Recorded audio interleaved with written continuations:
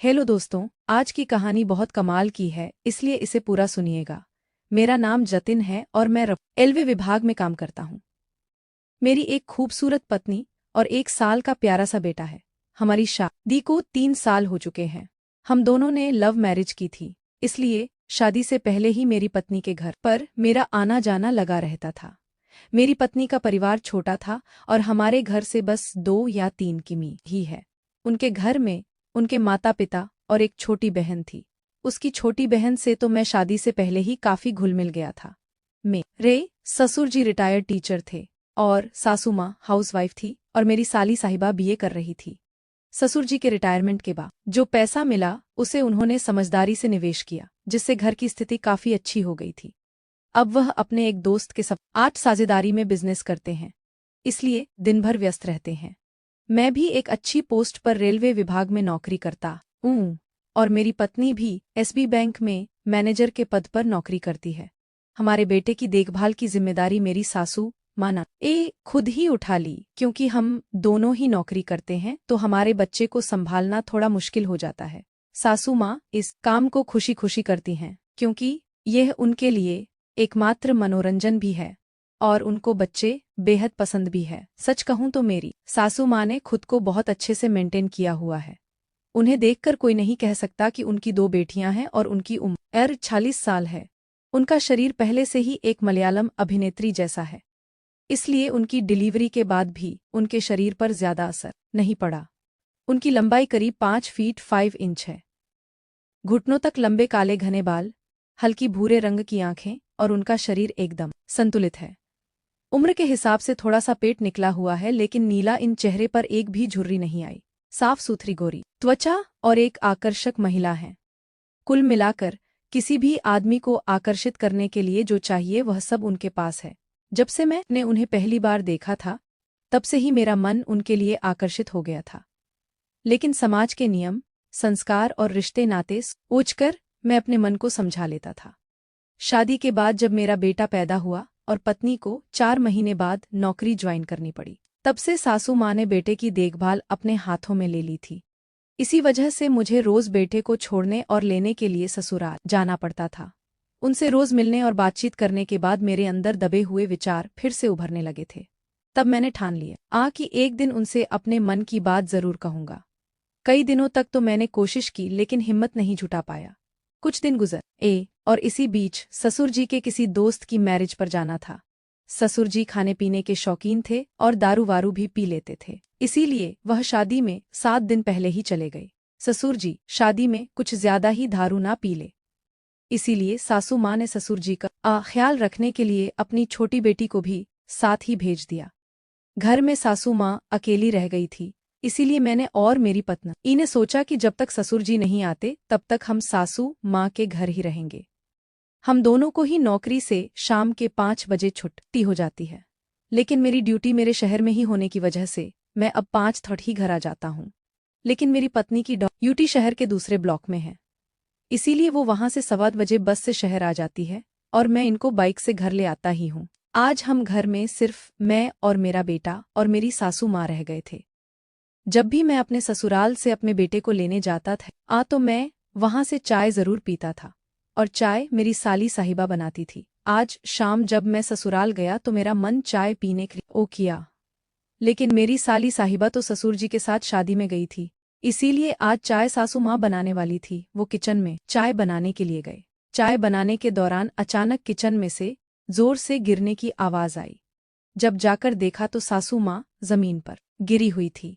जब वह ऊपर से चीनी का डिब्बा उतारने की कोशिश कर रही थी, तभी पैर फिसल गया और वह गिर गई। उनके पैर में चोट आ गई थी, जिससे चलने में दिक्कत हो रही थी। तब मैंने उन्हें सहारा देकर उठाया और बाहर के कमरे तक ले गया। सासू माँ ने कहा, बेटा बहुत तकलीफ हो रही है, कुछ मलहम या दवाई दे दो, वहां उस कमरे की अलमारी में सब कुछ रखा होगा। मैं तुरंत अंदर गया और मलहम उठाकर ले आया। और अपनी सासू माँ के हाथों में दे दिया। उन्होंने मलहम अब तक हाथ में लिया और लगाने लगी।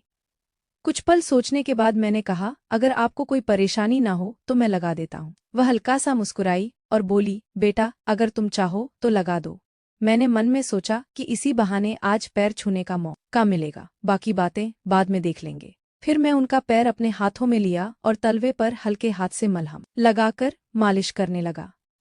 उनके चेहरे पर संतोष के भाव दिखाई दे रहे थे। दर्द वाली जगह पर हल्के और बाकी हिस्सा पर थोड़े जोर से दबा देते हुए मैं मस करता रहा।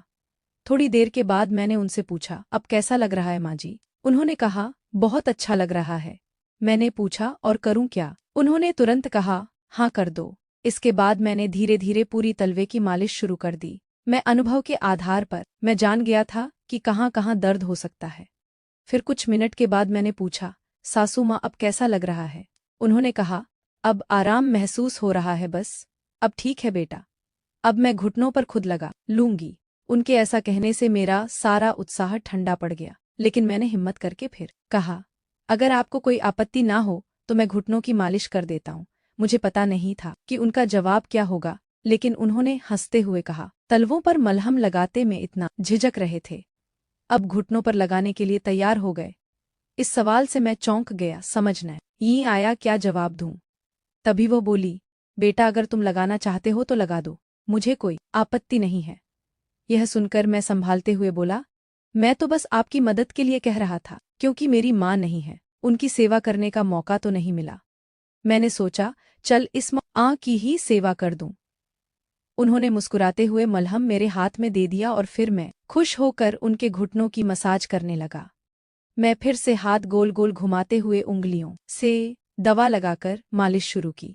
अब मैं तलवे की मसाज करने के बाद घुटनों की मसाज कर रहा था। शुक्र की बात यह थी कि सासू माँ सीधी लेटी हुई थी, इसीलिए उन्हें यह सब दिखाई नहीं दे रहा था, वरना पता नहीं देखकर उनका क्या रिएक्शन होता। लेकिन मैं तो इस बात से खुश था कि इतने सालों में जो भी बातें मेरे मन के अंदर दबी हुई थी, शायद वह आज पूरी हो सकती है।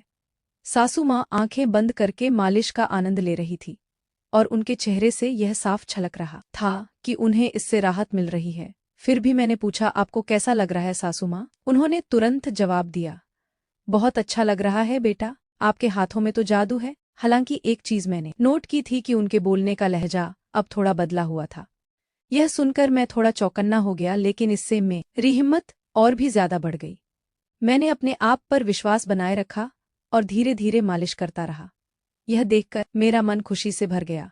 मुझे ऐसा लग रहा था जैसे मैं अपनी असली माँ की सेवा कर रहा हूँ। तभी अचानक से मेरा मोबाइल बजा। देखा तो मेरी पत्नी का फोन था। उसने बोला, मैं बस स्टैंड पर आ गई हूँ, मुझे ले जाओ, आज मुझे जल्दी छुट्टी मिल गई है। मैंने कहा, बस 5 मिनट में पहुंच रहा हूँ। इसके बाद मैं वहां से निकलने लगा और मैं उठ खड़ा हुआ। फिर सासू माया ने मेरी ओर देखा और कहा, जतिन तुमने जो भी किया वह किसी ने कभी नहीं किया।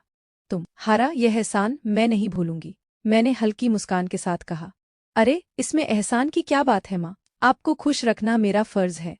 उन्होंने सर हिलाते हुए कहा, शायद तुम्हारे लिए यह फर्ज था, लेकिन मेरे लिए यह एक नई शुरुआत जैसा है। मैं उनकी बातों को समझने की कोशिश की, लेकिन ज्यादा कुछ कहे बिना ही मैं ही घर से बाहर चला गया। तब उनके चेहरे पर एक संतोष और अपनापन साफ झलक रहा था। रास्ते में मन में बस यही ख्याल था कि कभी कभी रिश्ते अपने असली मायने तब समझ में आते हैं जब हम दिल से किसी की मदद करते हैं। शायद आज का दिन हमारे रिश्ते की एक नई शुरुआत थी। फिर मैं अपनी पत्नी के पास पहुंचा तो मेरी पत्नी ने पूछा, इतनी देर क्यों हो गई आने में? तब मैंने मुस्कुराते हुए कहा कि माँ का ख्याल रख रहा था। मेरी पत्नी ने मेरी तरफ देखा और बिना कुछ कहे मुस्कुरा दी।